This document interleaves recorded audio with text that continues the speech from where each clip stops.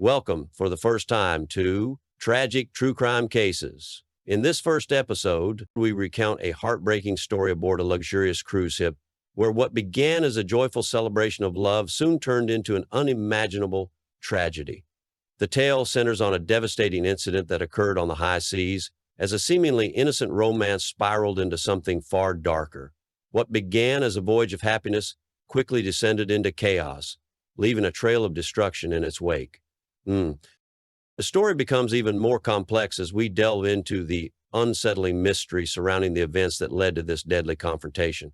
It's a narrative filled with twists and turns, where emotions ran high and secrets were hidden beneath the surface.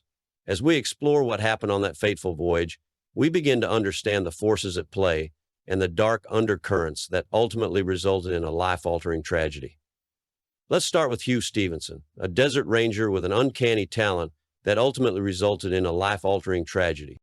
At the heart of this tale is a tangled love triangle that ignited intense feelings of jealousy, passion, and betrayal. These emotions, while complex and deeply human, created a volatile atmosphere that proved too much for some of those involved.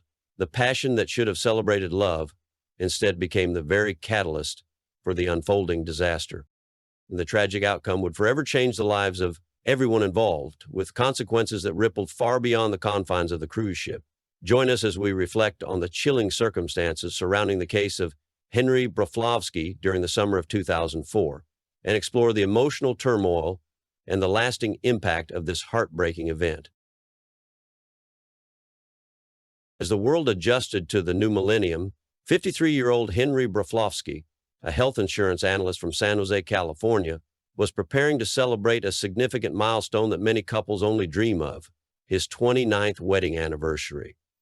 A devoted father of three, Henry was well respected in his community for his integrity and dedication. Over the years, he built a stable career at New Life Financial, a respected firm in the competitive San Jose metro area. A graduate of the University of California, Henry's career trajectory was a testament to his hard work and natural talent with numbers.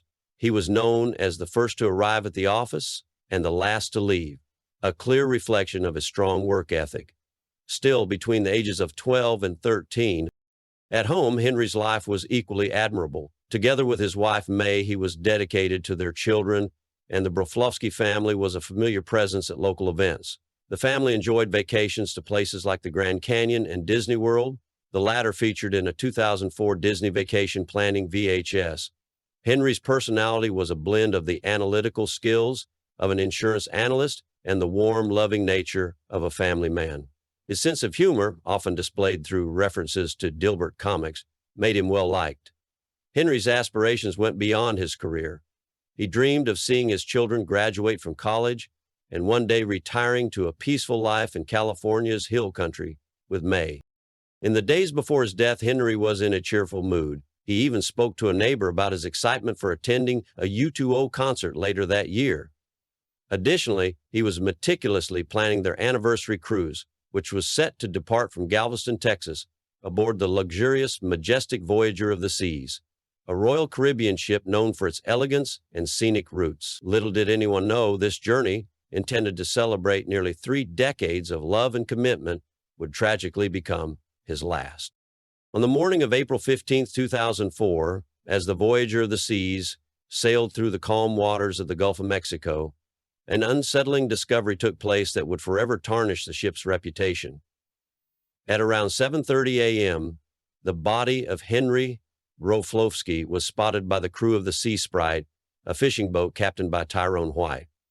The boat was out on its regular troll when it came across the grim scene. The mild weather offered little comfort to the crew, who struggled to process the discovery. Captain White, a seasoned mariner, was shocked by the sight of the lifeless body bobbing in the gentle swells. He immediately radioed the Coast Guard, indicating the gravity of the situation. The crew quickly secured the area, treating it as a crime scene to preserve its integrity. The surprise response from the crew makes it one of the most called for and embarrassing crime scenes. The crew instantly radioed the Coast Guard, treating it as a crime scene to preserve its integrity. The news sent shockwaves through the media, with local outlets interrupting their regular programming to report the tragic event. The cruise ship, which had departed from the popular tourist destination of Galveston, Texas, was now at the center of a heartbreaking story. Passengers who had been enjoying the ship's amenities were stunned to learn of the unfolding tragedy. The peaceful morning was shattered when the news of Henry's death reached the ship's captain. Within hours, the ship, which had been a floating city, complete with an ice skating rink and mini golf course, became the scene of a grim investigation. The U.S. Coast Guard and FBI swiftly dispatched agents to begin the investigation.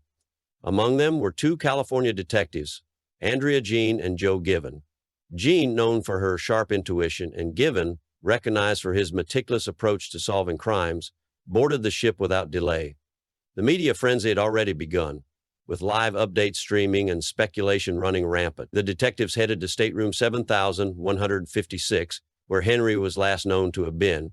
The room appeared undisturbed, with the bed neatly made and personal belongings arranged as though Henry had simply stepped out. However, the balcony was a different story. Chairs were overturned, and a broken glass lay on the floor, its shards reflecting the morning light. This was a silent indication that a struggle had taken place. After the shooting, forensic teams carefully processed the crime scene, collecting evidence and securing the ship's CCTV footage.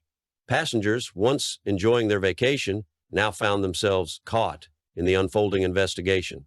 Despite the distractions from the grandeur of the ship and the media buzz, the detectives focused on piecing together the final moments of Henry Broflovski's life and identifying his killer. As the investigation progressed, the attention turned to those closest to Henry. His wife, May Broflovski, became a person of interest. Known for her calm demeanor and role as a devoted homemaker, May seemed to lead a life full of PTA meetings and Sunday family barbecues. However, detectives began to question whether there was more to her involvement. During her interrogation, May struggled to provide a solid alibi for her whereabouts at the time of Henry's death. She claimed to have been asleep in their stateroom, but her alibi was difficult to verify. Her responses raised suspicions. Was she simply a grieving widow, or did she have a deeper, more sinister role in the tragedy? The investigation soon shifted toward Bob Hackles, a 56-year-old colleague of Henry's. Hackles, an insurance analyst at New Life Financial, was also aboard the cruise with his family. Outwardly, he seemed to be the picture of a family man, but investigators soon learned that he and Henry had been secretly involved in a romantic relationship. Hackles was questioned by detectives, who wondered whether jealousy or betrayal had played a role in Henry's murder. Despite Hackles's calm demeanor during questioning, the detective suspected there was more to his involvement than he was letting on. 2 days after Henry's body was found, a significant piece of evidence was uncovered. A crew member conducting routine maintenance on the ship's starboard side discovered a piece of fabric caught on a protruding metal object. The navy blue fabric matched the shirt worn by Bob Hackles, one of the prime suspects. The fragment was immediately secured and sent for forensic analysis. The fabric had 2 slits to one side of it, and the shirt was one of them, and so was the loaf that was attached to it between the 2 slits. The fragment was immediately secured and sent for forensic analysis. The investigation soon revealed that Hackles, who had been secretly involved with Henry, was motivated by the fear of losing him. When Henry announced his plans to leave him for another man, Donald Harris, Hackles's anger escalated. A violent confrontation occurred, leading to Henry being thrown overboard. The act was impulsive, fueled by jealousy and fear. As the investigation continued, the media coverage heightened the drama surrounding the case. On April 29, 2004, Bob Hackles was arrested. His quiet acceptance as he was taken into custody stood in stark contrast to the intense emotions felt by the Broflovski family. Hackles's trial drew public attention, with details of his crime being scrutinized. The defense argued that he had been pushed to the edge by emotional turmoil, while the prosecution focused on his crime of passion. The verdict was clear: guilty. Hackles was sentenced for his involvement in Henry Broflovski's murder, and his conviction marked the end of a tragic chapter for the Broflovski family.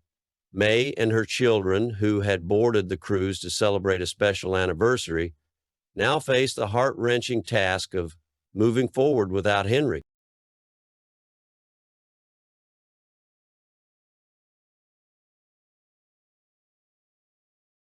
As we conclude this chapter of tragic true crime cases, we are reminded of the unpredictable nature of the human heart.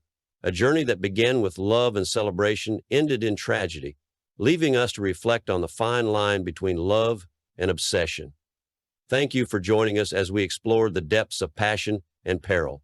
Until next time, stay vigilant and keep an eye on the mysteries that surround us.